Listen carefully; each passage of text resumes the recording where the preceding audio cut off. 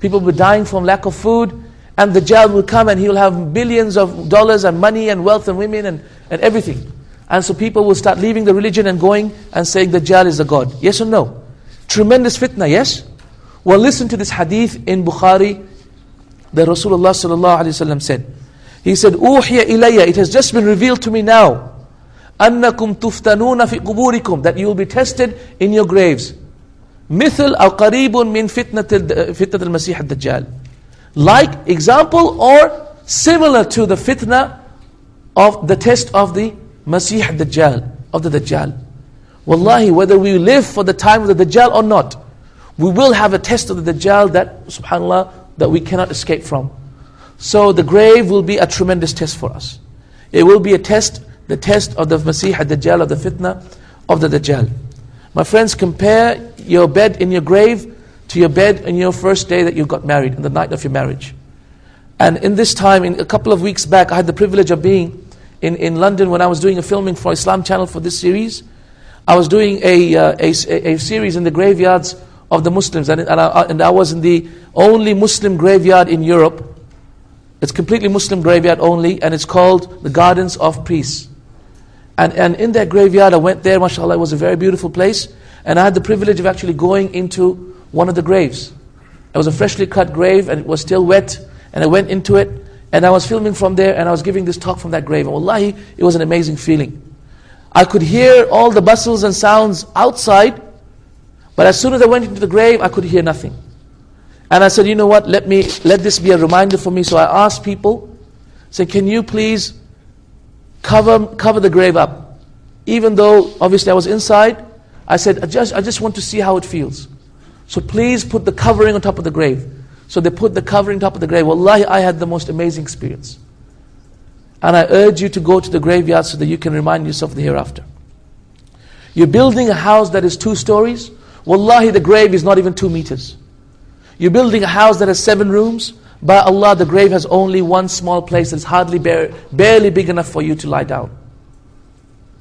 And you're building a bed that is so beautiful. You buy your furniture that is so expensive, Italian furniture. But by Allah, the bed of the earth is, wallahi, it is wet.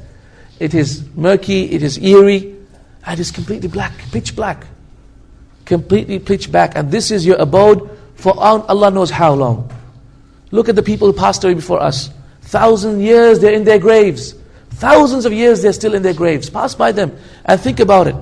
Sometimes I used to pass by and say, subhanAllah, this man, he passed away in the year 1800 something. I say, subhanAllah, 2 centuries already, he's been in that grave.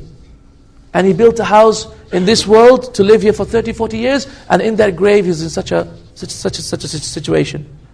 My friends, truly, the grave is the first manabir al-akhirah, is the first status of the hereafter. It is for this reason why Uthman radiallahu anhu used to cry when he used to think about the grave, and they used to say, why are you crying? Because truly, qabr is the first status, the first dwelling place from the placing of the hereafter. If your place in the qabr is good, then wallahi, what comes after that will be good. And if your place in the qabr is bad, what comes after it will be bad. Why? Because in the qabr you will have an evil man with you, or you'll have a good man with you. An evil man, a man all in black, is in the authentic hadith in Bukhari, he is your evil deeds. Or a man completely in white, who will be your companion in your grave, and that is your good deeds. You will also have a window in your grave that is towards your feet. And the window will be either a window from Jahannam or a window from Jannah.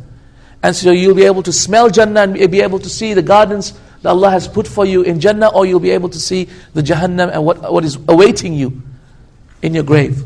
Also, as the hadith mentioned, that the evil deeds will come in the form of scorpions and snakes. As in the hadith in Ibn Hibban. They mentioned that the evil deeds will come in the form of scorpions and snakes and keep on biting the person throughout until the Day of Judgment. Also we find in the hadith of Rasulullah punishments which are amazing. And I'm going to quote you a hadith which perhaps you might have heard of, but you might never have thought that this was about the grave. Once Rasulullah he was asleep, and this is an authentic hadith in Bukhari. He was asleep, and he said, "Ja'ani Jibril wa Mikail fi manami." Jibril alayhi salatu wasalam and Mikail alayhi salatu wasalam came to me in my dream, and he said, "Intaliq." So let's move. Come with us. We're going to take you somewhere. So the first thing that they took him to was a man who was on the ground. and an angel had put his feet on the neck of the man and pinned him down like this. And then he had a big machete, and he had a big fork, and with that he was ripping the side of his face until the whole face would come apart and blood would flow. And then he would start with the other side, and once he started with the other side, that face was being formed again. And the person was trying to get away, and the angel was pinning him down. So Rasulullah said, Ya Salam, Ya Allah, have mercy, who is this person? So the companions said, so the companions of Rasulullah, meaning the angel, said, move on. Then they went to the next person. Who was the next person? He was in an ocean of blood, and he was drinking the blood, and he was vomiting, and he was drowning in his own thing. And every time he tried to get out of it, an angel would throw a big boulder, and he would push him all the way to the middle of the ocean. So he could never get out. Who is this person? Move on. This next person they came to was a man who was on the ground. And he was lying down on the ground, and an angel was taking a mountain, a boulder the size of a mountain, and then crushing his head with it. Crushing his head with it. And Rasulullah said, Yes Salam, who is this person? Allah have mercy, who is this person? Move on. Then they came to another people who were in a big furnace, a big ditch in the ground, a big furnace, and they were naked in it, and fire was coming out from the bottom and burning them, and they were trying to get out, and they couldn't get out. And as soon as they tried to get out, angels from the top would hit them, and they would go down. Who are these people? Allah have mercy. And then now Jibreel alayhi salam and Mikael alayhi salam, they told Rasulullah who they were. The first person who their faces were being torn was a person who used to speak ghiba. How easy is it to speak ghiba? How easy is it to make ghiba? Let me tell you how easy it is to make ghiba.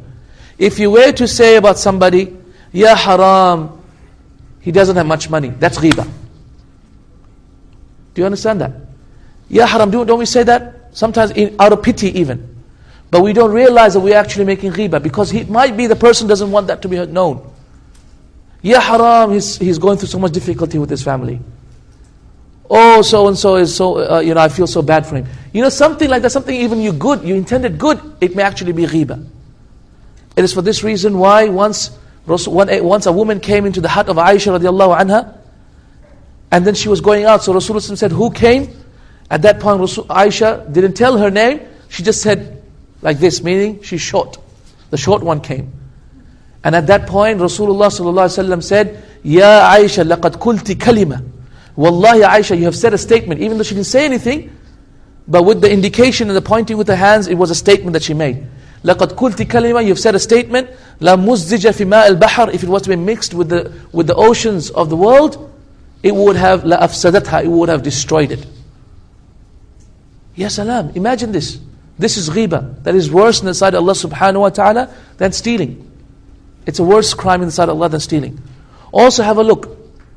How easy is it to make ghiba? Wallahi, it's so easy, my friends, that we fall into it almost every day. So please do your level best. Other people's affairs are not your issues. Wallahi alaykum anfusakum. It is upon you to look after yourself. لا يضركم من ضل إذا اهتديتم. It does not harm you